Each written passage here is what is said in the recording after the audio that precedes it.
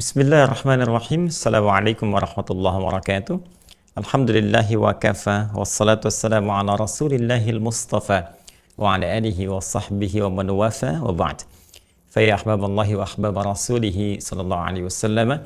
Usi nafsi wa iyyakum bitaqwallahi faqad fazal muttaqun fala tamutunna illa wa antum muslimun. Faqala ta'ala ya ayyuhalladzina amanu taqullaha haqqa tuqatih wala tamutunna illa wa antum muslimun. Saudara-saudariku dimanapun Anda berada, berjumpa kembali Alhamdulillah dalam kajian Aku Suka. Ayo kultum sejenak untuk berbuka. Alhamdulillah hari ini telah sampai kita di hari ke-12 di bulan Ramadan. Tak terasa sudah 12 hari kita menunaikan ibadah siyam. Bermohon pada Allah Subhanahu wa taala senantiasa semoga doa-doa kita dikabulkan oleh Allah, diijabah dengan cepat, dan amal ibadah kita diterima dengan penerimaan terbaik insyaallah.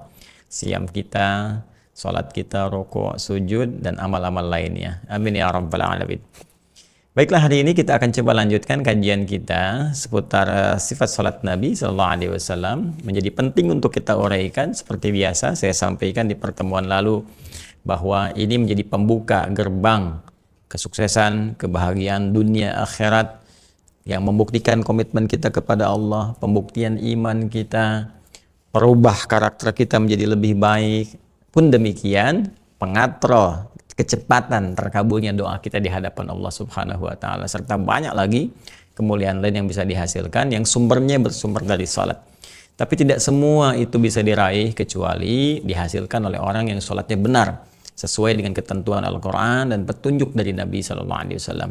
Untuk itu pentingnya kita belajar materi ini agar sholat kita bisa lebih baik sesuai dengan petunjuk dimaksud dan mendapatkan apa yang dijanjikan kepada kita semua insya Allah.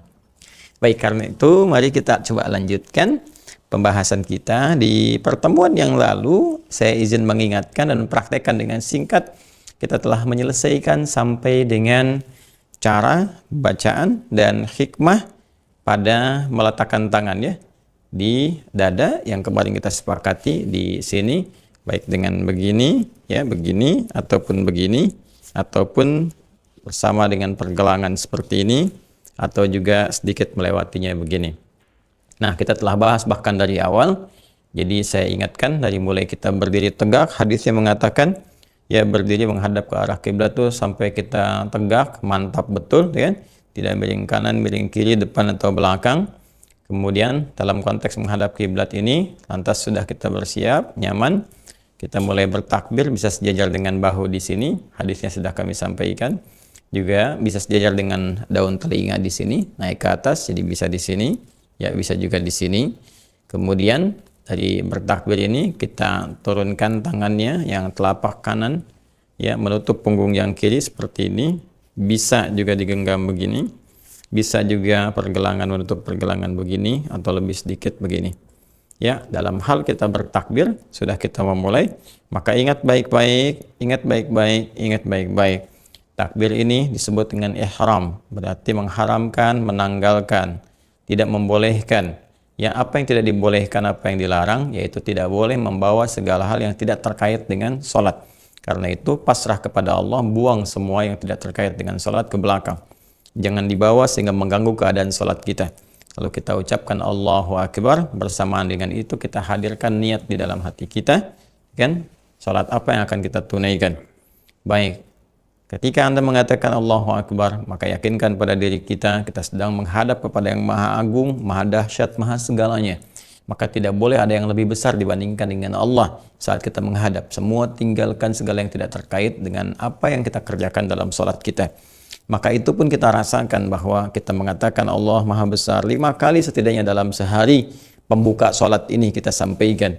Mohon, dan kita komitmen Allah yang maha besar. Kita rasakan kenapa kadang-kadang kita membawa kebesaran dalam hidup kita. Ya, banyak persoalan, angkuh terhadap teman, merasa hebat, merasa besar kepala, banyak ilmu dibanding orang sehingga bersikap sesuatu yang tidak pantas kan? Dan kita akan menyesali itu. Kemudian kita berusaha untuk memperbaiki diri kita dan menyadari bahwa sepenuhnya sumber keburukan itu bersumber dari hati kita. Ya, dari kalbu kita. Di dalamnya ada nafas, di dalamnya ada fujur, dan sering disebut dengan nafsu. Yang dengan nafsu ini memancarkan segala keburukan ya, yang diwaswasi oleh setan ke dalam bagian tubuh kita. Sehingga alih-alih masuk ke lisan harusnya berkata yang baik, keluar kata-kata yang kotor. Demikian pandangan buruk, pendengaran tidak elok sampai ke ujung kaki. Itu sumbernya dari nafsu, dari fujur.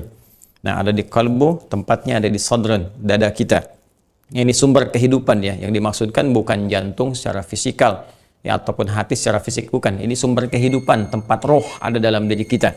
Ya, tempatnya disebut, keadaan disebut dengan nafsun, nafas. Di dalamnya nanti ada takwa dengan fujur, seperti pernah saya sampaikan di pertemuan lalu.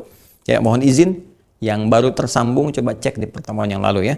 Anda tinggal buka bukunya itu yang catatan penuntut ilmu spesial Ramadan, sesuai dengan harinya saja. Kemarin hari 11 scan langsung. Ya, kalau nanti kita bisa simak scan dari situ, keluar kemudian uraian yang bisa kita simak dan menyampaikan pada apa yang saya terangkan ini untuk merujuk kepada yang lalu. Jadi begitu Anda kemudian lakukan ini, ya teman-teman sekalian, mulai bertakbir, akan bersedekap, dan ini memberikan gambaran kepada kita bahwa setan sering memanfaatkan keadaan diri kita melalui nafsu yang ada di dalam nafas ini, ya, kemudian tempatnya kolbu, ya, karena selalu bergejolak seperti saya terangkan, dan ini ada di dalam sadar, ya, pusat kehidupan kita. Maka digambarkan bagaimana tangan kiri kita kemudian ini tergambar, ya, terpengaruh dan sebagainya, bagian dari hal yang kurang baik, ini bagian dari yang baik. Maka kita mengakui dalam kehidupan kita nggak mampu mengontrol keadaan diri kita, nafsu kita, sehingga kadang berbuat banyak yang tidak baik. Maka rumusnya adalah jaga diri baik-baik, jaga hati kita, dan tutupi segala yang tidak baik itu dengan yang baik-baik, ya, dengan tangan kanan kita. Ini sudah saya terangkan kemarin hikmahnya, ya teman-teman sekalian. Karena itu orang-orang yang senantiasa menutup keburukannya dengan kebaikan, kemudian bisa mengendalikan hatinya, maka dia cenderung akan bersikap lebih baik dalam kehidupannya, cenderung akan berubah, cenderung akan mendapatkan rahmat Allah dan pancaran cahaya-cahaya kebaikan. Ini yang dimaksudkan oleh Nabi sallallahu alaihi wasallam, inna fil jasadi mudghatan idza salahat salahal jasadu kullu wa idza fasadat fasadal jasadu kullu ala wahyal qalbu. Dalam diri kita itu ada sekerat daging, ya, yang di situ melekat kemudian sumber pancaran dari segala hal yang kita lakukan dalam kehidupan. Di situ pula ada sumber-sumber kehidupan kita, ya, secara ruhiyah. Baik, teman-teman sekalian, apa yang terjadi? Jika itu bagus, kata Nabi SAW, maka akan bagus seluruh pancaran kehidupan kita yang memancar pada seluruh anggota tubuh. Tapi itu jika jelek, ya jika itu jelek, maka yang terjadi adalah apa yang keluar dari respon anggota tubuh kita, maka akan jelek pula. Ala wahyal qalbu, itulah qalbu. Dalam qalbu ada apa? Ada nafas tadi. Dalam nafas ada apa? Ada fujur yang harus kita kendalikan, ada takwa yang harus kita tingkatkan. Ya, karena itulah kemudian orang-orang yang bisa menutup, ya, keburukannya dengan kebaikannya, dengan hasanahnya, baik itu hasanah, maka itu akan menutup keburukan-keburukannya, sayyi'ahnya. Maka Nabi SAW pernah menyampaikan, ittaqillaha haitsu ma kunta wa atbi sayyi'atal hasanata tamhuha. Ya, bertakwalah engkau dimanapun kau berada, takwa, tingkatkan takwamu, jaga hatimu, gitu kan? Tutup nafsumu, tingkatkan takwamu. Kemudian tutupi yang buruk itu dengan kebaikan. Tamhuha, maka yang baik akan menutup yang buruk-buruk itu. Ya, jadi kalau kita terbiasa menutup, terbiasa taubat, maka insya Allah segalanya akan kembali menjadi lebih indah dalam kehidupan kita. Kalau perlu genggam, makanya di redaksi salah satu hadis itu menggenggam qabadha, itu kan? Qabadha seperti ini untuk menunjukkan kesungguhan kita dalam upaya mengendalikan hati dan sedikit menekan untuk bisa memberikan dorongan kehusyuan pada diri kita. Nah, tentunya mustahil bagi seseorang kemudian bisa merasakan dirinya menutup keburukannya dengan kebaikannya, atau yang salah dengan yang soleh, kalau tidak mengetahui dan menyadari kesalahan yang dia perbuat dalam kehidupan. Karena itu, ketika seseorang sudah mulai bersedekah, meletakkan, ya, tangannya, yaitu yang telapak kanan di punggung yang kiri, atau seperti yang dicontohkan di dadanya seperti ini, maka dia harus mulai menyadari, dia harus mulai mengakui, dan mulai dia ingat kesalahan apa yang dia bawa, ya, sebelum dia sholat itu, dosa apa yang dia bawa sebelum dia sholat itu. Jadi jangan dulu kita berpikir yang meminta kepada Allah, menuntut begini, menuntut begitu. Karena ada orang sebelum sholat kan sudah mulai berharap, ini sholat nih, waktunya kita minta, waktunya kita memohon, kan? Waktunya kita menagih janji Allah Subhanahu wa Ta'ala yang saat sholat mengatakan, apapun yang kau minta aku akan berikan. Nah, itu kan belum selesai kalau benar sholatnya. Maka dari itu kita coba memperbaiki dulu arus sholatnya. Jangan sampai keadaan kita penuh dosa, kita penuh masalah, gitu kan? Kemudian pengen minta sama Allah. Persis kemarin saya ilustrasikan kan, laisa kamitslihi syai', ya, kita berikan contoh sederhana dalam kehidupan. Ada orang-orang yang punya masalah dengan orang lain, ya, salahnya banyak, kemudian tiba-tiba ingin minta bantuan seketika tanpa ingat salahnya. Kan mustahil bisa diberikan. Ya, apalagi hubungan kita dengan Allah. Karena itu saat kita sudah mulai bersedekah, kita akan memulai kemudian memohon kepada Allah dengan kebaikan-kebaikan, maka harus ada adab yang kita perhatikan. Apa di antara adabnya? Karena kita akan mencoba menutupi kekurangan nih, ya, dengan kelebihan-kelebihan, menutupi yang salah dengan yang soleh, yang buruk dengan yang baik, maka kita harus ingat kesalahan apa yang kita bawa, dengan keburukan apa yang pernah kita kerjakan minimal sebelum sholat. Ini insya Allah kita mau maghrib misalnya kan, ya setidaknya dari asar sampai dengan maghrib ada sesuatu yang kita kerjakan mungkin salah. Pandangan salah lihat, kemudian telinga salah dengar, atau pikiran saya salah berpikir dan sebagainya. Maka kita bawa kemudian kepada Allah Subhanahu wa Ta'ala penyesalan kita itu, atau kita buat situasi yang lebih umum ya, banyak dosa dan sebagainya begini. Ya, lalu kita ingin mengungkapkan kepada Allah, kita menyesali itu semua. Ya, kita ingin kemudian dibersihkan semua itu. Kita ingin meminta kepada Allah dalam keadaan yang baik. Nah, dalam konteks ini, bagaimana caranya, seperti apa bacaannya, dan apa hikmah di balik itu semua. Step ini yang akan kita gali dari pembahasan kita pada edisi yang ke-12 ini, seputar amaliyah, amalan, ya, amalan, ya, setelah ini, meletakkan tangan pasca takbir. Apa yang harus dilakukan setelah kita meletakkan tangan pasca takbir? Jadi ini bagian pertama sudah kita bahas, takbirnya. Kemudian meletakkan tangan dan sampai ke hikmah sudah kita bahas. Sekarang yang akan kita lakukan, amalan apa yang dilakukan dalam sholat setelah meletakkan tangan pasca takbir. Baik itu yang terkait dengan ini cara, ya kan? Kemudian adakah bacaan? Nah, kemudian yang terakhir hikmah atau esensinya. Ini selalu kita akan coba uraikan, teman-teman sekalian. Ya. Nah, mari kita lanjutkan dulu untuk menggali informasinya dulu. Ya, kita selalu berusaha untuk mengarahkan kajian kita dari sumbernya, gitu kan? Karena sholat itu kan rumus cepatnya harus mengikuti Nabi, kan? Shallu kama ra'aitumuni usolli. Sholatlah kalian persis seperti melihat aku sholat. Nah, ini kita kan nggak pernah lihat Nabi. Ya, dalam situasi kekinian, mimpi pun belum tentu ketemu dengan Nabi SAW, maka cara terbaik adalah merujuk pada keterangan orang-orang yang pernah mendapatkan informasi itu dari Nabi. Ya, lalu Nabi menyampaikan, disampaikan lagi pada generasi setelahnya, sampai dengan ke kita. Urutan itulah yang disebut dengan sanad. Informasinya disebut dengan matan namanya. Dan sanad serta matan hanya ditemukan dalam kitab hadis. Karena itu kita akan merujuk pada kitab hadis. Kitab hadis yang susunannya disusun berdasarkan urutan fiqih, teman-teman sekalian, itu disebut dengan sunan. Kadang kita dapatkan dalam kitab sunan ataupun juga dalam kitab jami' yang secara umum membahas tentang aspek kehidupan Nabi sallallahu alaihi wasallam. Seperti kitab Sunan Sahih Al-Bukhari, kan? Sahih Al-Bukhari itu kitab jami', Sahih Muslim kitab jami', kemudian Sunan Abu Daud, Sunan An-Nasai, dan juga beberapa sunan yang lainnya. Kita lacak dulu, teman-teman sekalian, dan ini kita masih dalam pembahasan di dalam pembuka sholat, masih dalam pembukaan nih. Ya, masih dalam pembukaan. Nah, pembukaan itu bahasa Arabnya itu disebut dengan iftitah. Nah, iftitah atau juga disebut dengan istiftah. Nah, istiftah. Nah, ini ya. Nah, nanti kita terangkan kalau disebut iftitah itu bagaimana, istiftah itu seperti apa. Ya, cuma secara singkatnya, segala hal yang terkait dengan bagian pembukaan disebut dengan iftitah atau istiftah. Ya, kalau MC itu dalam suatu acara saya mengatakan hayya naftatih hadzal barnamij misalnya, atau hayya nastaftih hadzal barnamij, mari kita membuka ya acara ini. Nah, itu masih dalam konteks pembukaan. Nah, ini kita dalam sholat masih pembukaan.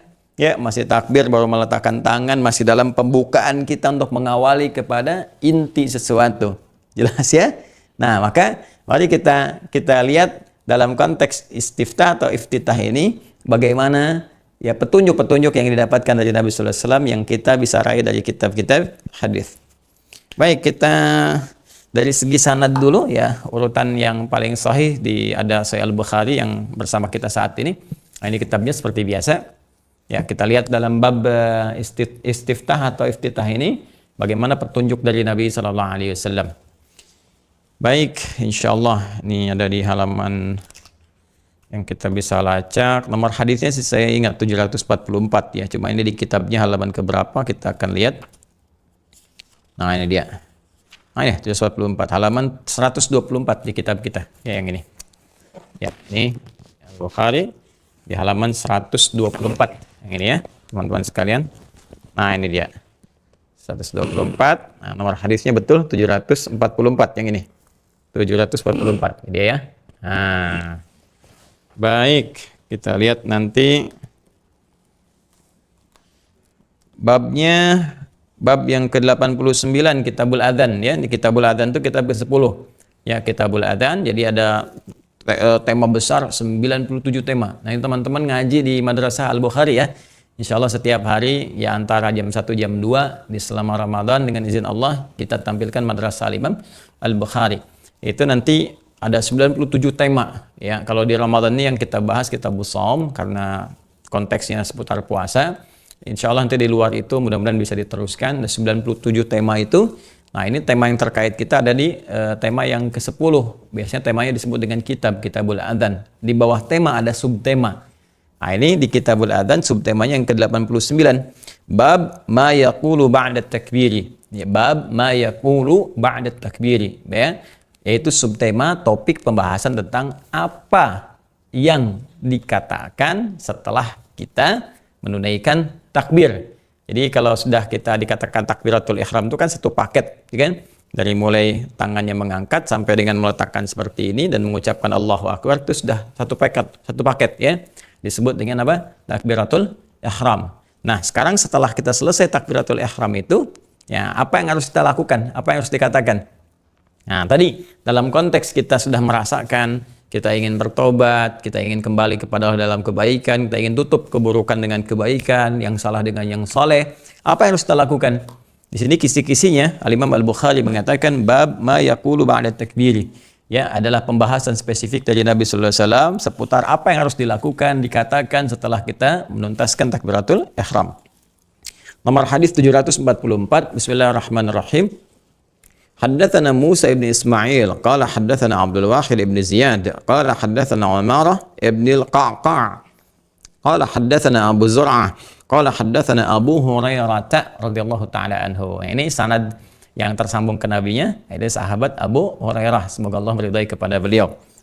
Nanti sahabat Abu Hurairah tadi ya ilmunya, informasinya diterima lagi oleh si fulan sampai ke Al-Imam Al-Bukhari. Nah, ini sampai kepada kita saat ini. Ya, jadi ini menarik sekali, luar biasa, istimewa.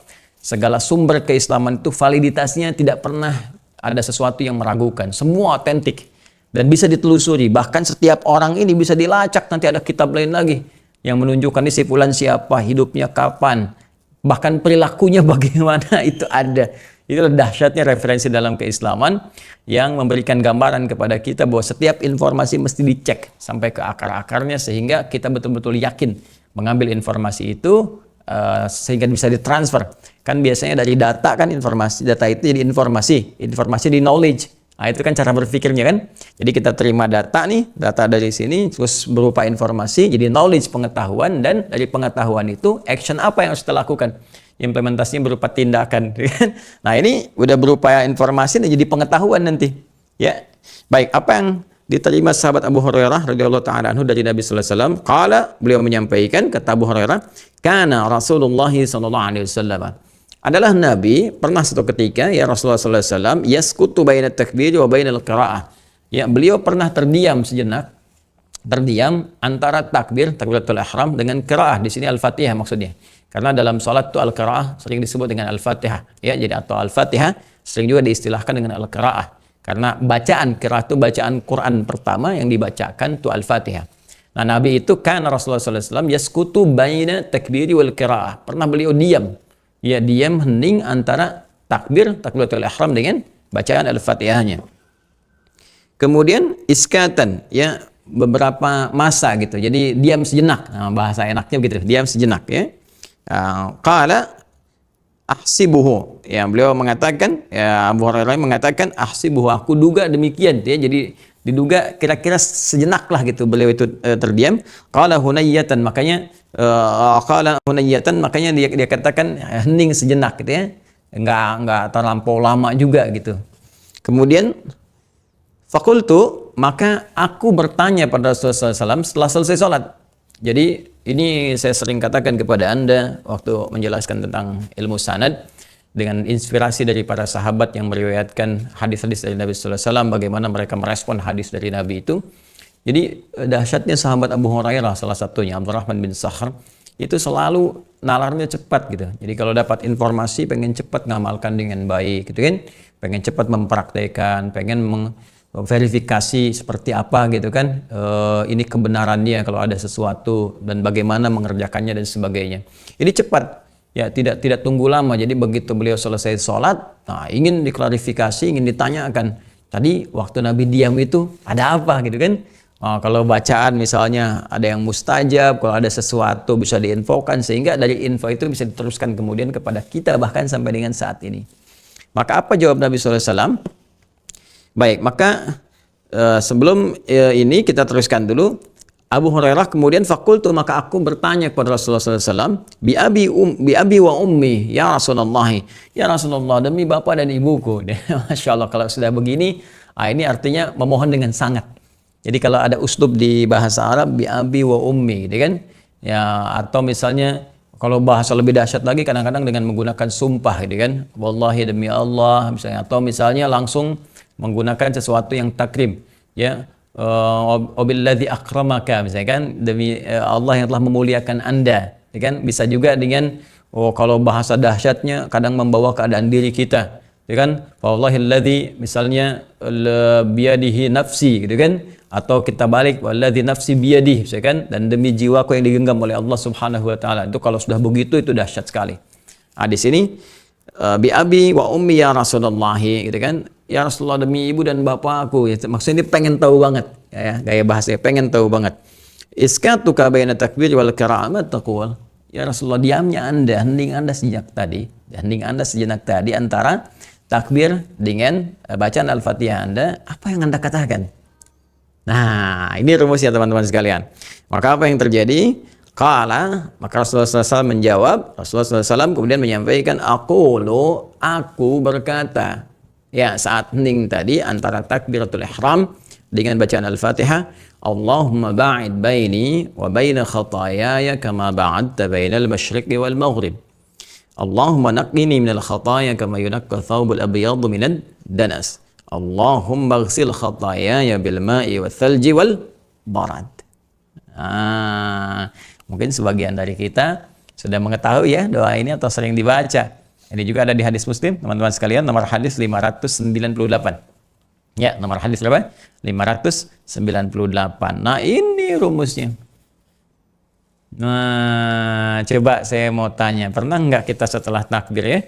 Allahu Akbar, dengan takbiratul ihram, terus kita baca, Allahumma ba'id baini wa baina khataaya kama ba'adta bainal masyriqi wal maghrib. Allahumma naqqini minal khataaya kama yunaqqa thawbul abyadu minad danas. Allahumma gsilhu atau Allahumma gsil khatayaya bil ma'i wal thalji wal barad, gitu kan? Ini di Al-Bukhari, ini dalilnya, nomor hadis 744. Ya, di hadis Muslim nomor hadis 598, rawinya dari sahabat Abu Hurairah. Kalau saya atau Anda pernah baca ini, pertanyaan terbesarnya, paham nggak yang dibaca? Jangan-jangan selama ini dibaca tapi kita nggak ngerti apa yang dibacakan. Selama ini dibaca, nggak paham apa yang dilakukan. Nah, ini sehingga sulit menghadirkan kehusyuan pada jiwa kita. Feedbacknya itu nggak dapat dari sholat itu. Ya, nah karena itu penting kita jelaskan kembali teman-teman sekalian. Ya, pada aspek ini, istiftah. Ini kan masih dalam suasana pembukaan dalam sholat ini. Tapi bukan pembuka biasa. Karena pembuka ini akan sangat menentukan nanti, diantaranya adalah terkabulnya doa kita. Ya, terkabulnya doa. Karena nanti kan setelah ini selesai, kita masuk mulai ke inti bacaan. Makanya disebut qiraah, inti bacaan pertama dalam sholat, yaitu Al-Fatihah. Di Al-Fatihah ini nanti ada rahasia. Kalau benar baca Al-Fatihahnya, ya sampai di titik rahasia itu, teman-teman sekalian, itu Allah langsung mengatakan, hadza baini wa baina abdi wa li abdi masal. Ini perjanjian antara aku dengan hambaku. Kalau hambaku benar sholatnya sampai detik ini, apapun yang dia minta sesuai kebutuhannya, aku akan berikan. Nah, jadi ini sangat menentukan. Kalau di sini kita salah, ya dalam konteks salah itu tidak mendapatkan esensinya, tidak mendapatkan bagian prosesnya, hanya sekedar formalitas bacaan untuk menggugurkan hukum fikih. Ya, Kalau kita sekedar sholat untuk menggugurkan hukum fikih, ya kewajibannya tuntas. Ada pahala 10 dituliskan. Tapi sayang, maknanya nggak dapat. Dan tidak mendapat makna itu tidak memberikan pengaruh dalam kehidupan. Jadi apa-apa yang diharap tadi, doa terkabul dengan cepat, ya jadi jembatan kebahagiaan, kesuksesan, kemudian juga yang lain-lain yang pernah disebutkan, ketenangan dalam jiwa dan sebagainya, merubah perilaku, ya jangan harap didapatkan. Ya karena itu, ketika kita memperbaiki ini, nah ada sesuatu yang harus kita bawa. Apa itu?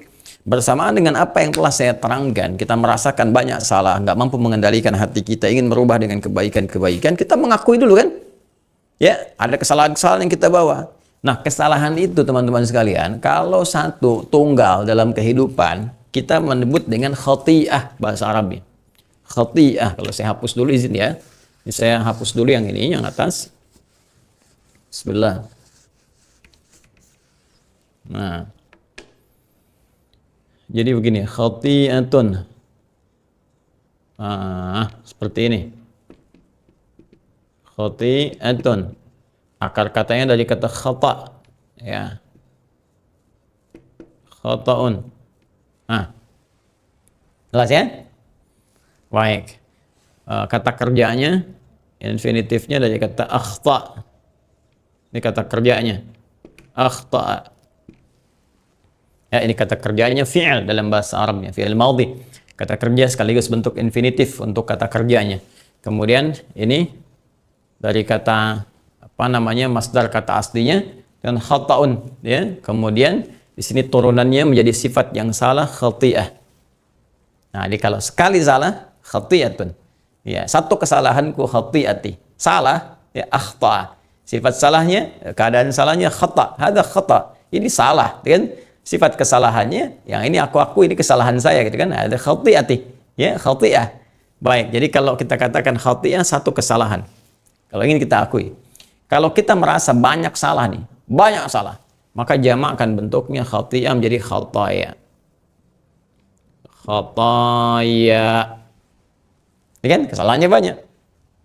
Kalau kita mau ngaku, banyak kesalahan saya ini. Salah banyak saya lakukan. Ya, mata saya salah lihat, telinga saya salah dengar, lisan saya salah bicara, sampai kaki salah melangkah. Maka tambahkan ya nisbah di ujungnya, ya untuk mengakui dinisbatkan kepada kita. Kita yang salah, gitu kan? Saya yang salah. Saya secara pribadi mengakui saya salah. Tambahkan ya kecil di akhirnya. Harakat fathah, ya.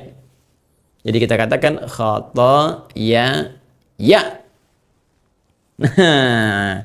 Makanya ketika kita mulai di iftitah ini atau di istiftah ini, begitu kita mulai bertakbir, meletakkan tangan begini ya, kita mengatakan dan mengakui untuk menutup kesalahan kita itu kita katakan Allahumma ba'id baini wa baina khataya ya. Ada ya kecilnya. Awas ya, harus ada ya kecilnya karena itu pengakuan. Ya Allah, kalau kita mau terjemahkan secara tafsirannya, ya Allah aku mengakui aku banyak salah. Aku menghadap ini merasa aku hamba yang banyak salahnya ya Allah. Aku hamba yang banyak berbuat kesalahan dalam hidup. Wah itu kalau sudah kita katakan gitu, Allahumma ba'id baina wa baina khataya. Ya yang ngaku terbayang. Kadang-kadang kan kita sebelum sholat merasakan mungkin ada persoalan di rumah tangga kah, dengan kerabat kah, tetangga kah, kehidupan kah. Yang kadang persoalan itu menghambat mendapatkan rahmat Allah. Atau bahkan dengan Allah sendiri. Apalagi orang mau taubat gitu kan. Nah ini sebetulnya kalimat-kalimat taubat. Makanya saya sering katakan semua taubat, semua sholat itu fungsinya salah satunya untuk taubat. Ya semua sholat itu fungsinya untuk taubat kita. Karena dalam sholat Allah berkenan mengampuni dosa kita. Jadi begitu Anda katakan Allahumma ba'id baini wa baina khataya ya. Ya itu makna ya Allah aku mengakui aku banyak salah.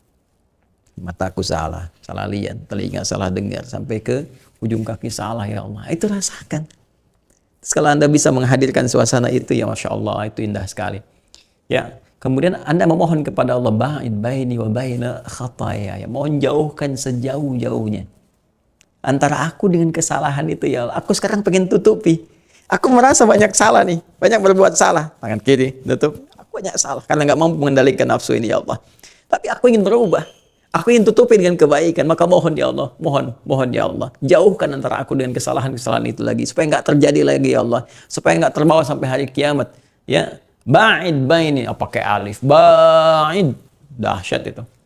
Ya Allahumma, nah ini saya hapus aja ya kesininya ya, supaya kita bisa lebih merasakan kenikmatannya nih ketika kita menggali ini. Allahumma ba'id baini wa baina, ini saya turunkan ke bawah. Allahumma, saya pernah terangkan, Allahumma itu gabungan dari ya Allah, ya Allah. Tapi Allahumma itu kalimat yang ketika dibacakan itu penuh ketundukan, kepasrahan, penuh ketawaduan. Jadi ketika Anda membacakan doa ini, iftitah ini atau istiftah ini, Anda katakan Allahumma ba'id, Anda pasrah kepada Allah, penuh ketawaduan, penuh pengharapan, ya kan? Ba'id, tuh, ada alifnya, ba'id. Ingat ya, ada ba'id, ada ba'id. Nah, begini. Ada pakai tasydid, ada pakai alif. Ada pakai tasydid, ba'id. Jadi ba'ada yuba'idu tab'idan. Ada ba'ada pakai alif, ba'ada yuba'idu. Apa bedanya? Kalau secara lafaz ini pakai tasydid, yang ini pakai alif. Ya, tapi nanti secara ilmu lughah ini ada pemaknaannya. Kalau kita lihat maknanya dari sini, teman-teman sekalian, kalau pakai tasydid, sesuatu yang dijauhkan, ya, tapi masih bisa dalam pengamatan kita. Saya ini spidol nih ya, spidol. Spidol ini saya minta ke teman-teman untuk dijauhkan. Saya minta ke admin misalnya, ya akhi, ba'id hadzal qalam anni. Ba'id hadzal qalam anni. Tolong jauhkan spidol ini dari saya. Ya, jauhkan. Terus dia simpan misalnya di kursi yang sebelah sana, ya. Nah, ini misalnya disimpan di sinilah, ya kan? Seperti ini. Nah, ini kan sudah mulai menjauh dari saya, ya kan? Tapi saya masih bisa mengamati, masih bisa lihat. Kan? Masih bisa lihat, masih bisa mengamati, itu pakai tasydid, ba'id. Tapi kalau saya katakan jauhkan sejauh-jauhnya, saya nggak pengen lihat lagi, ya, saya nggak pengen lihat lagi, maka itu pakai alif, tidak pakai tasydid, pakai apa? Pakai alif, ba'id, ya, ba'id, masya Allah, pakai alif, ya, jadi saya nggak pengen lihat sejauh-jauhnya. Ya, saya nggak pengen lihat spidol ini sejauh-jauhnya. Ya akhi, ba'id anni hadzal kalam. Ya akhi, saya kan katakan pada Anda, jauhkan dari saya nggak pengen lihat lagi. Ya, tadi kan Anda katakan John pakai tasydid, makanya saya simpan situ. Kalau pengen jauh lebih jauh, katakan pakai alif. Maka kita katakan ba'id. Jelas ya? Maka kita di sini ketika menemukan kata alif di hadis tadi, ba'id ingin menunjukkan sebuah kesungguhan yang kita sampaikan kepada Allah, doa yang kita panjatkan. Ya Allah, aku mengakui banyak salah. Ya Allah, aku mengakui ya Allah banyak khilaf dalam kehidupan ini ya Allah. Dan aku mohon kepadamu ya Allah dalam penghambaan ini, penghadapan ini. Ini makna tafsirnya ya, luasnya. Ba'in, jauhkan aku ya Allah sejauh-jauhnya. Aku nggak pengen lihat lagi. Ya, baini wa baina khataya, antara aku dengan kesalahan telah aku perbuat. Aku mengakui ya Allah, tapi jauhkan itu. Kama ba'adta bainal masyriqi wal maghrib, seperti engkau jauhkan antara timur dan barat yang nggak pernah ketemu. Coba timur dengan barat kan nggak pernah ketemu kan? Ujung-ujung kan? Nah, kita pun pengen begitu dengan kesalahan kita. Ya Allah, aku ingin berada di timur, kesalahanku di barat, nggak pernah ketemu. Sama sekali, nggak pernah lihat. Kenapa? Ya, kita meminta dijauhkan sejauh-jauhnya supaya nggak nampak lagi pada diri kita, dihapuskan dari diri kita, supaya di akhirat pun nggak nampak lagi. Karena setiap kesalahan kita sekecil apapun akan ditampakkan saat di akhirat. Ya, wa may ya'mal mithqala dzarratin syarran yarah. Ya, yang baik ditampakkan, ya, fa may ya'mal mithqala dzarratin khairan yarah, wa may ya'mal mithqala dzarratin syarran yarah. Ya, hati-hati teman-teman sekalian. Jadi yang baik pun ditampakkan, yang jelek pun akan ditampakkan. Ya, sekecil apapun. Maka kita memohon kepada Allah, sekecil apapun kesalahanku ya Allah, aku akui dan aku mohon. Jangan tampakkan kepadaku ya Allah sampai dengan hari kiamat. Jauhkan sejauh-jauhnya sampai aku nggak ketemu lagi. Tuh, kan? Pernah nggak paham sampai di sini? Ya Allahumma naqqini minal khataya. Ya Allahumma naqqini minal khataya. Nah, ini sudah ada alif lam. Ini kan ya-nya ini nisbat ke kita teman-teman sekalian. Ya, kembali ke kita sebagai pengakuan. Kalau kita ingin menghilangkan ini ya-nya, ya, maka bisa diganti dengan alif lam kalau sudah diketahui. Ya, kalau sudah diketahui, maka di redaksi yang keduanya lanjutannya Allahumma naqqini minal khataya. Ya-nya nggak muncul lagi. Allahumma naqqini minal khataya. Begini cukup. Ya, ini yang nggak muncul lagi karena sudah diwakili oleh alif lam di sini. Jadi kalau alif lam yang muncul, ya ininya hilang. Jelas ya? untuk hal yang sudah diketahui. Maka redaksi yang keduanya kalau kita sudah ngaku. Nah, karena sudah ngaku banyak salah dan kita tahu kesalahan kita. Ya, kadang di antara kesalahan kita itu kita merasakan berat ini salahnya nih. Dulu sering banget ninggalin sholat, tuh kan? Dulu sering banget maksiat ya Allah kepada Allah. Ngaku kita itu kalau benar-benar ya itu bisa nangis tuh. Ya, kita sholatnya benar gitu. Apalagi orang yang kalau sedang banyak masalah gitu kan. Ya banyak hal dalam hidupnya, sedang suasana nggak enak dan sebagainya itu ya kadang baru takbir aja sudah nangis gitu kan. Nah tapi bisa nggak kita menghadapi setiap waktu sholat dengan keadaan demikian, membawa keadaan kita ini, bayangkan tadi hisab di hadapan Allah gitu. Rasakan keadaan itu. Mungkin kita akan wafat kan dalam sholat, kemudian kita merasakan ya Allah banyak salahnya nih. Bagaimana kalau sekarang ini aku dihadapkan pada Allah dan wafat? Bahkan dalam keadaan berdiri Allah memanggil kita. Ya, siapa yang bisa menolong kita dalam kondisi itu? Ya, apakah kedudukan Anda bisa menolong Anda? Ya, bodyguard Anda bisa membantu Anda. Anda bersembunyi di balik bunker yang sangat luar biasa, misalnya keras dan sebagainya. Apakah harta Anda bisa menolong Anda? Kehebatan Anda yang Anda banggakan, ilmu Anda tidak. Saat itu hanya antara kita dengan Allah. Dan yang menentukan kita amal soleh kita dan terhapusnya kesalahan kita. Kalau kita merasakan suasana itu, kita mengatakan, kita mengakui kadang-kadang dosanya itu begitu pekat kan? Kita ingin dihapuskan, dihilangkan, ya. Maka, kalau itu sudah mulai, teman-teman sekalian, kita merasakan salahnya itu agak kompleks dan sebagainya, gitu kan? Nah, sudah mulai kayak kotoran yang melekat nodanya pada pakaian. Noda itu kan ada noda biasa yang sekali kucek hilang, gitu kan? Tuangin air hilang, ada yang harus dikucek, ada yang dikucek begini, gitu kan? Nah, jadi kalau ada noda yang butuh kucekannya agak lama, gitu kan? Nggak cepet hilang itu disebut dengan danas. Danas. Ya, danas. Teman-teman sekalian tolong betul ya dipahami setiap istilahnya ya. Danas, jangan sampai nanti bikin nama untuk anak namanya danas. Itu noda namanya. Ya, danas. Nah, gini. Danas. Nah, pakaian, baju disebut thawb. Thawb. Ya, kalau malabis itu pakaian, thawb itu baju. Jadi kalau ada noda melekat kepada baju itu namanya danas, ya. Danas, bajunya disebut apa? Thawb. Nah, danas lasikun bi thawb. Ini nodanya lekat sekali kan dengan bajunya. Nah, kalau kita ingin bisa menyuci itu ya dengan baik misalnya kan, kemudian dikucek agak banyak sehingga itunya hilang. Itu disebut tanqiyah namanya. Naqqa yunaqqi tanqiyatan. Tanqiyah. Ya, naqqa bukan nako ya. Naqqa. Kalau nako itu kaca jendela. Naqqa. Naqqa yunaqqi tanqiyatan. Yunaqqi. Naqqa yunaqqi tanqiyatan. Tanqiyah. Nah, ana naqaitu al-thawba min ad-danas. Saya sedang membersihkan nih, ngucek nih ya, kotoran yang dari pakaian, dari baju gitu kan. Nah, kalau sesuatu yang sedang dibersihkan terus dilakukan itu pakai bentuk pasif disebut yunaqqa. Ya, maka kita katakan di redaksi berikutnya, lihat petunjuk hadisnya. Ya, kita baca dari awal. Allahumma ba'id baini wa baina khataayaya kama ba'adta bainal masyriqi wal maghrib. Ya Allah, aku mengakui banyak salah dalam hidup ya Allah. Aku mohon bersihkan ya Allah, jauhkan aku dari kesalahanku ya, sebagaimana Engkau jauhkan dari timur dengan barat yang enggak pernah ketemu. Aku enggak ingin lihat lagi ya Allah kesalahanku sampai dengan hari kiamat.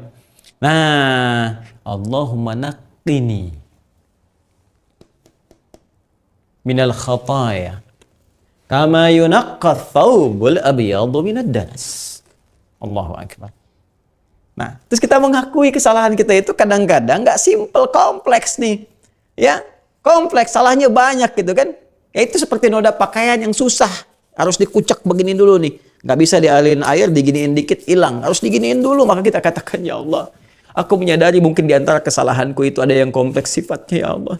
Ada yang dosanya mungkin besar, ya Allah. Tapi Engkau Maha Pengampun, Maha Rahman, Maha Rahim, Maha Pemaaf. Engkau Al-Afu, Al-Ghafur, Ar-Rahim. Aku mohon ya Allah, kalau perlu ya Allah, kucek aja kesalahan itu.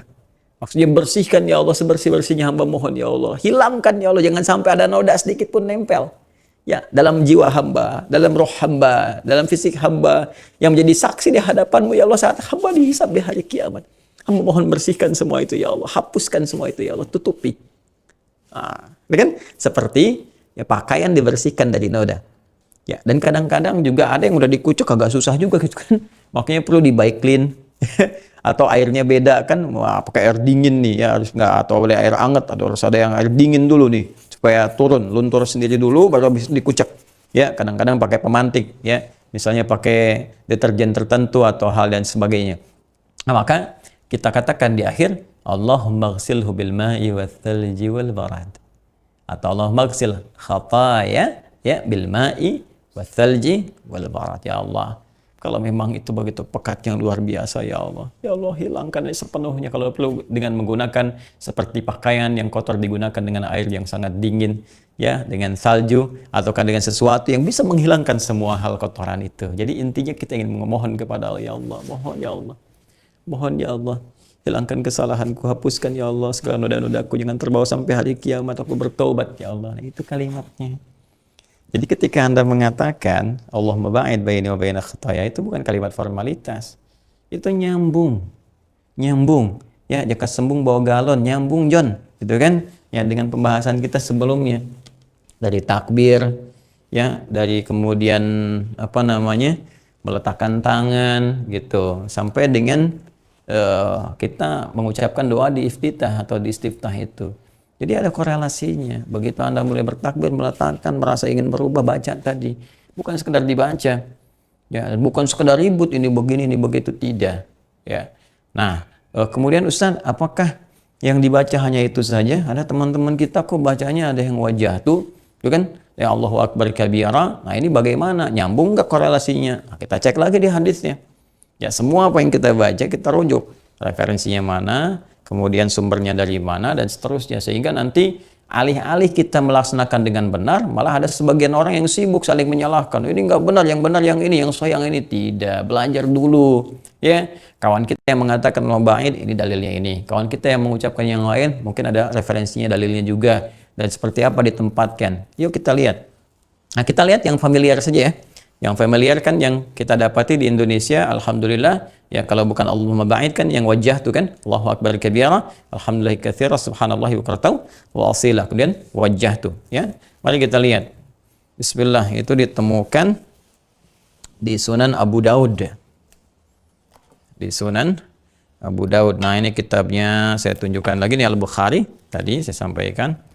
Nah, ini yang Sunan Abu Daud. Ini ya. Nah, kitabnya. Yuk kita lihat ya isinya ya. Bismillahirrahmanirrahim. Ini kalau tidak keliru di bab yang ke-123. 123 ya, paling kanan bawah nih ya. Nah, ini dia nih. Betul. Halaman 110 kitab saya. Ini ya, teman-teman sekalian, halaman 110. Ya, kemudian bab yang ke-123 ini. Wah, gampang banget ngapalinnya. 1 2 3 ya. 1 2 3, hadis nomor 760. Hadis nomor 760. Baik, bab ma yustaftahu bihi salatu minad du'a. Kalau yang di Al-Bukhari tadi kan tentang iftitah, kan? Ini redaksinya istiftah. Bab ma yustaftahu bihi salatu minad du'a. Ya, yustaftahu dari kata istaftaha, yastaftihu mudhari'nya, dan bentuk majhulnya atau bentuk pasifnya yustaftahu. Saya mau terangin dulu ya teman-teman sekalian. Jadi iftitah dengan istiftah, dua-duanya benar. Nih seperti yang saya tuliskan nih. Iftitah dengan istiftah. Ya kan? Nah, jadi nanti ada kaidah bahasa Arab mengatakan begini. Ziyadatul mabna tadullu ala ziyadatil ma'na. Kalau bertambah bangunan hurufnya, apakah harokatnya itu berubah, apalagi hurufnya bertambah, maka menunjukkan maknanya lebih luas, lebih panjang. Jadi kalau kita bacakan iftitah, ini yang pertama iftitah, yang kedua istiftah, kan? Nah, kan kita melihat nih, yang ini lebih banyak hurufnya kan, lebih panjang bacaannya. Kan ini 1 2 3 4 5 6, yang ini 1 2 3 4 5 6 7 ya. Yang ini lebih panjang. Nah, maka biasanya kalau ada yang menggunakan kalimat lebih panjang katanya, ini menunjukkan isinya informasinya lebih luas, lebih panjang. Ya, dibandingkan dengan kalimat yang sebelumnya. Jadi kalau kita bisa ambil di sini kalau kita mau baca dengan pendekatan ilmu lughah, bab ma yustaftahu bihi salatu minad du'a. Itu kan bab pembahasan tentang doa yang dibuka dalam pembuka salat, yang doanya mungkin agak sedikit lebih panjang, gitu kan? Nah, tapi di sini kita lihat karena nanti beberapa doa-doa yang lain juga akan memberikan gambaran yang pendek-pendek ya, yang masih gabungan daripada ini kalau kita satukan. Jadi intinya ini masih dalam konteks bacaan kita dalam menunaikan salat. Dan nanti ada kemudahan ya, kemudahan di antara kemudahannya boleh jadi yang panjang-panjang ini kita bisa misalnya ambil sebagiannya, seperti kita mohonkan misalnya kepada Allah Subhanahu wa taala dalam beberapa kesempatan. Ada hadis-hadis juga yang kadang-kadang oleh para ulama diambil bagian-bagian tertentu. Ya, seperti pernah dengar hadis ini, la khulufu famis shaimi atyabu 'indallahi yaumil qiyamati min rihil miski. Ya kan? Sungguh bau harum, bau mulut orang puasa itu akan lebih harum dijadikan oleh Allah Subhanahu wa taala dibandingkan dengan harumnya minyak kasturi di hari kiamat nanti, karena dia berhasil menjaga dari segala keburukan-keburukan. Itu kan hadis yang sangat panjang. Ya, yang kadang-kadang dipotong, ada yang dengan perisainya, asyamu junnatun fala yarfuth wala yajhal dan seterusnya, ya kan? Kemudian pemberian pahalanya, ya, wa asyamu li wa ana azibihi wal hasanatu bi asyri amsalihha. Yaitu ada sebagian yang bisa nanti kita kondisikan. Yuk kembali ke sini. Apa di antara doanya? Ya, bismillahirrahmanirrahim. Qala haddatsana Ubaidullah bin Muadz, haddatsana Abi, haddatsana Abdul Aziz Ibnu Abi Salamah, Ibnu Abi Salamah an ammihi al-Majishun, Ibnu Abi Salamah an Abdurrahman al-A'raj an Ubaidillah ibni Abi Rafi' an Ali ibni Abi Talib karamallahu wajhah. Nah, kalau yang tadi Allahumma ba'id baini itu dari hadisnya riwayat sahabat Abu Hurairah, yang ini dari sahabat Ali bin Abi Talib, langsung dari menantunya Nabi sallallahu alaihi wasallam. Ya, ini pemuda yang sangat mulia dan status hadisnya sahih. Ya kan ya, status hadisnya sahih yang ini. Apa doanya? Yuk kita lihat. Qala, beliau menyampaikan, kana Rasulullah sallallahu alaihi wasallam, adalah Rasulullah sallallahu alaihi wasallam, idza qama ila salati, apabila beliau akan menunaikan salat dengan sempurna, kabbara, beliau bertakbir dulu, ya kan? Nah, kemudian thumma qala, kemudian setelah beliau bertakbir itu, maksudnya takbiratul ihram, ya karena pembuka salat itu disebut dengan takbiratul ihram. Membuka salat, takbiratul ihram, thumma qala, kemudian beliau berkata, dan berdoa. Apa doanya?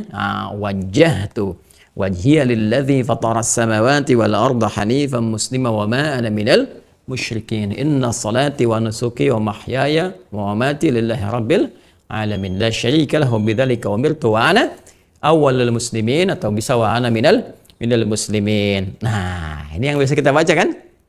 Jadi itu dalilnya ada. Dan yang meriwayatkan siapa? Oh, Masya Allah, menantu Nabi. Ya, paling mulia sahabat Ali bin Abi Talib radhiyallahu taala anhu, dan masih keluarga Nabi, ahlu bait Nabi. Karena beliau anak dari paman Nabi kan? Ya, Abu Talib kan? Ya, ini makanya Ali bin Abi Talib. Ini Masya Allah. Langsung diriwayatkan oleh satu lingkar terdekatnya. Nah, ini yang ingin saya tekankan ya. Jangan diberikan pemahaman bahwa, oh ini loh, yang Allah maba'id ini yang lebih sahih karena Al-Bukhari gitu kan. Enggak juga, Anda berarti belum mengerti ilmu hadis. Ya, belum paham Anda ilmu hadis. Terkait sahih itu terkait dengan sanad, telusurannya. Ini di Abu Daud ini yang sahih banyak. Ya, tapi susunannya sesuai dengan susunan fiqih. Ya, dan diterangkan ini hadisnya sahih, bahkan jalurnya dari sahabat Ali bin Abi Talib. Jadi yang tadi pun pakai Allah maba'id itu benar, yang ini pun benar. Jadi kalau ada yang pakai wajah tuh dalilnya ini. Nah, tapi yang penting saya ingatkan, ini sebetulnya panjang istiftah tadi. Istiftah tadi. Jadi ketika kita mengatakan wa ana awwalul muslimin atau wa ana minal muslimin, belum selesai hadisnya. Doanya belum selesai. Ya kan? Nah, yang saya maksudkan belum selesai, ada kalimat lain lagi. Ya, apa kalimatnya? Ini lihat kalimatnya. Allahumma antal malik.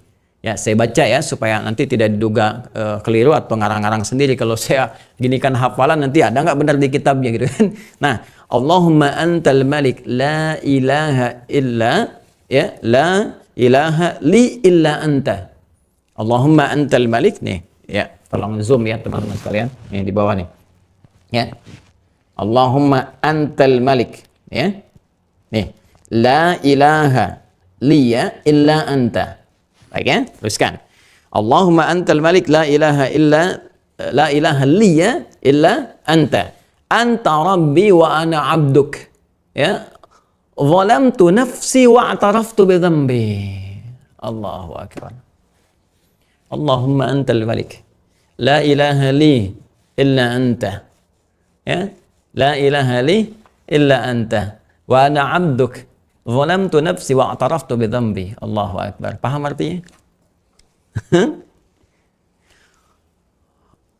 Allahumma ya Allah, dengan segala kerendahan hati, kepasrahan jiwa, antal malik, engkaulah raja, segala raja, engkau segala penguasa. Ya, la ilaha li illa anta. Tidak ada Tuhan untukku ya Allah yang paling esa yang aku sembah kecuali hanya engkau saja ya Allah. Anta Rabbi, engkau adalah Rabb yang merawat saya, yang mengetahui segala hal tentang saya, yang menyempurnakan hidup saya, yang menyembuhkan saat sakit, memberikan kebutuhan ya Allah. Wa ana 'abduk, sedangkan aku hambamu. Zalamtu nafsi, aku mengakui banyak salah.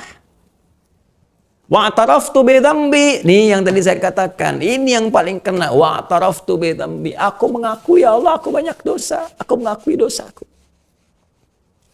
Zalamtu nafsi, aku banyak berbuat salah. Aku zalim ya Allah.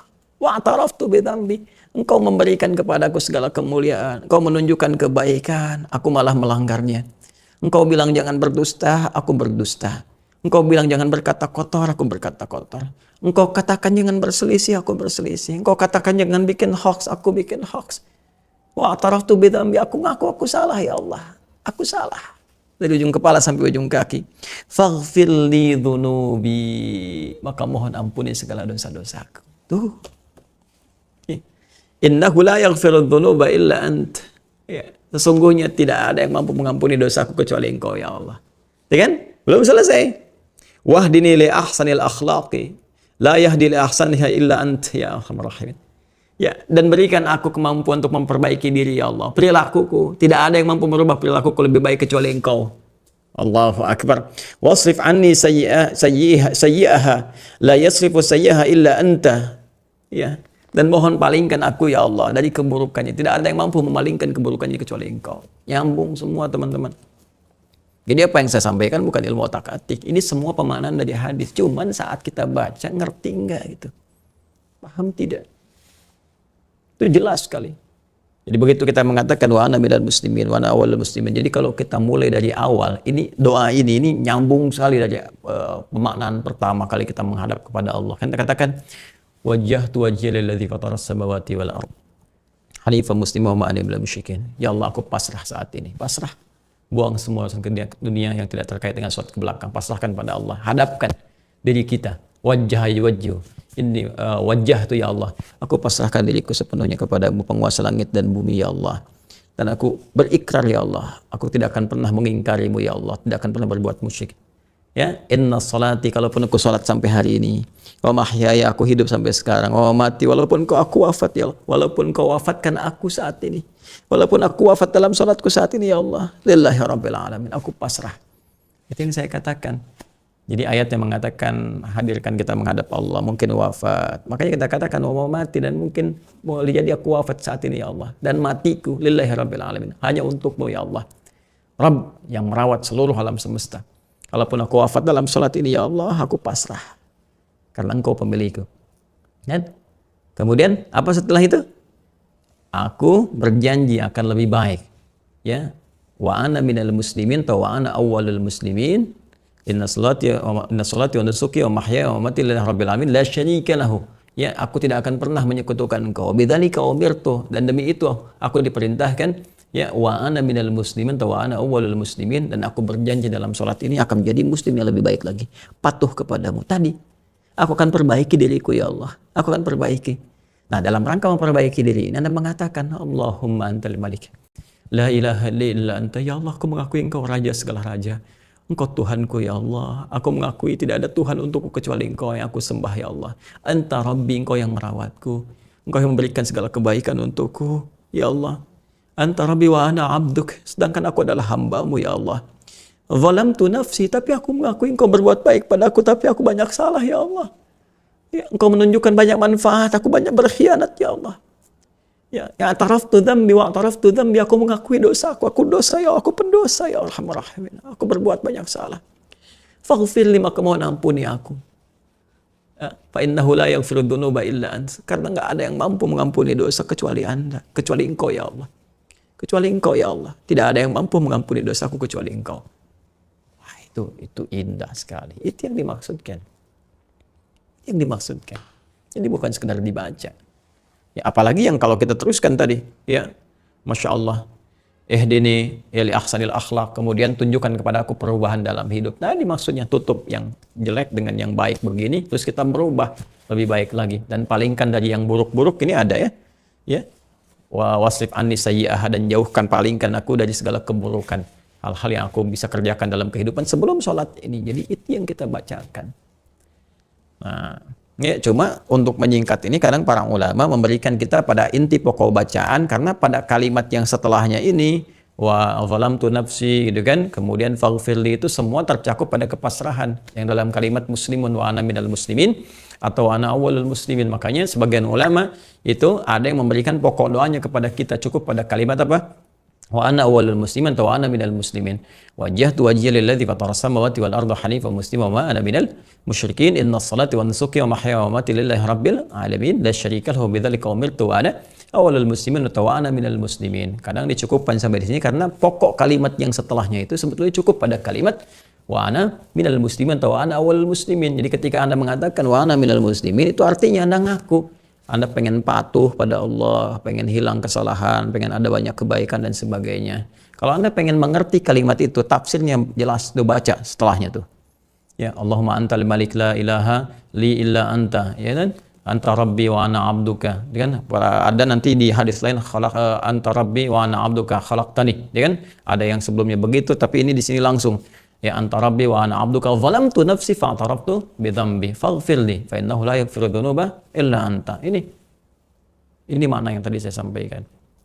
Ya, jadi nggak ada di sini salah-salahan. Yang baca Allahu ba'id ini Muhammadiyah, Persis, yang baca wajah tuh, wah ini NU. Nggak ada hubungannya, zaman Nabi belum ada itu Muhammadiyah NU gitu kan. Dan itu kan Muhammadiyah NU organisasi untuk memudahkan kita dalam berislam. Ya, memudahkan kita dalam bersinergi, membangun harmoni, ya, bukan untuk saling berpecah ini dan sebagainya. Atau yang baca ini Salafi, yang baca ini Wahabi, yang baca ini begini, baca ini, sudahlah, gitu kan? Belajar lagi yang betul.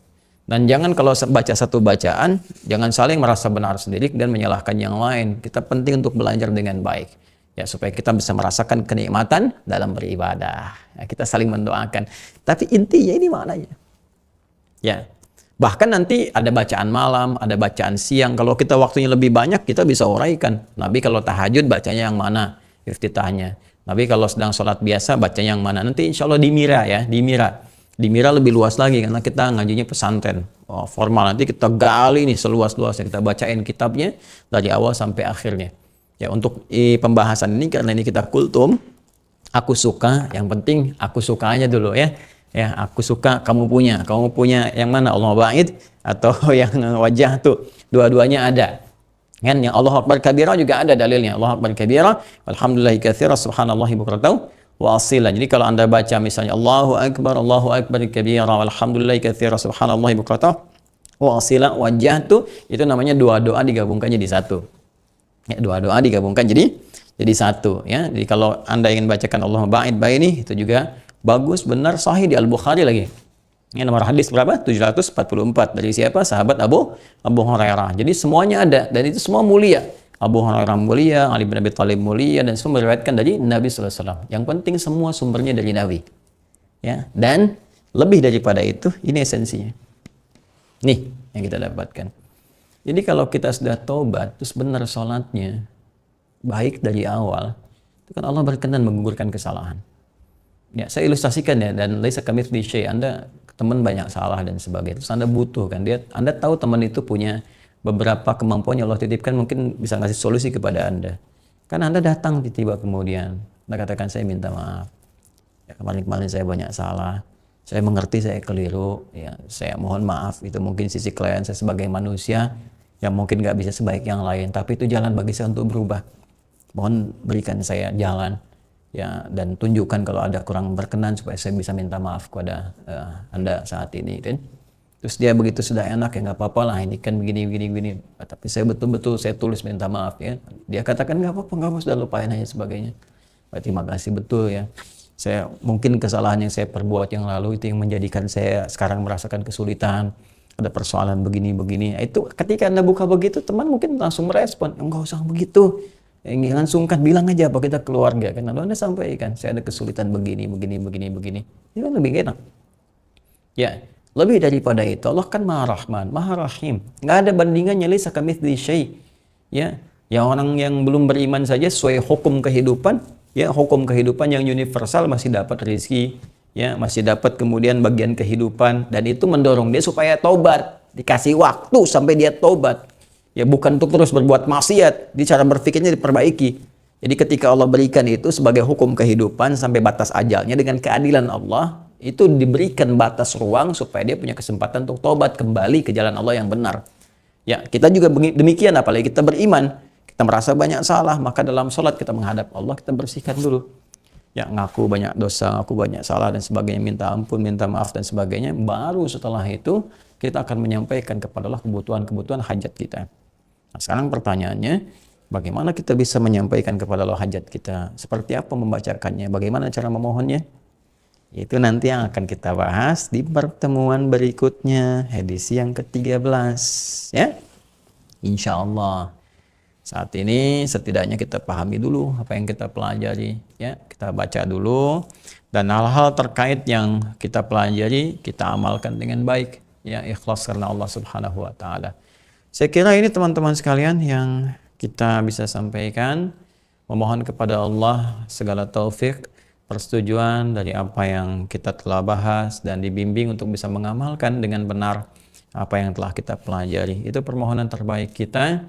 Dan insya Allah sekali lagi detail yang lebih dalam lagi nanti insya Allah di Mira. Ya di Mira Ma'had Islam Wafiatul Akhir yang pernah sudah saya sampaikan dan saya launchingkan juga. Insya Allah tanggal 17 Ramadan ini fase nih. Ya 12 ini sampai ke 17 pendataan semua. Jadi teman-teman yang sudah masuk, ya, yang sudah dapatkan paket itu, datanya sudah ada di tim, di panitia, di admin. Admin nanti akan proses. Ya diproses langsung nanti teman-teman dapat formulir untuk registrasi ulang. Ya daftar betul, ini pesantren, bukan asal masuk asal keluar. Ya seperti grup atau apa, nanti ada absennya, ada apanya. Seperti Anda sekolah, seperti Anda pesantren atau kuliah, tapi lebih terbuka. Pesantren kehidupan sebelum kita kembali kepada Allah insya Allah. Mira Ma'had Islam Rafiatul Akhir, nanti di antara pembahasannya ada terkait dengan sholat juga. Kita dalami sampai spesifik, terus ada ujiannya juga, jangan dikira cuma belajar. Tidak ya. Nah, jadi Anda nanti ada ujian juga, ada step untuk bisa menguji pemahaman kita untuk naik ke step berikutnya. Saya kira itu yang disampaikan. Semoga Allah memberkahi kita semua, merahmati kita, menerima ibadah kita. Selamat berbuka. Allahumma taqabbal minna innaka antas samiul alim wa tub alaina innaka antat tawwabur rahim waj'alna minal musallin waj'alna minal khashi'in waj'alna minat tawwabin ya Allah waj'alna minal marhumin waj'alna minal maghfurin wa sallallahu ala sayyidina Muhammad wa ala alihi wa sahbihi ajma'in wa akhiru da'wana alhamdulillahi rabbil alamin subhanakallahumma bihamdika nashhadu an la ilaha illa anta nastaghfiruka wa natubu ilaik walhamdulillahi rabbil alamin. Assalamualaikum warahmatullahi wabarakatuh.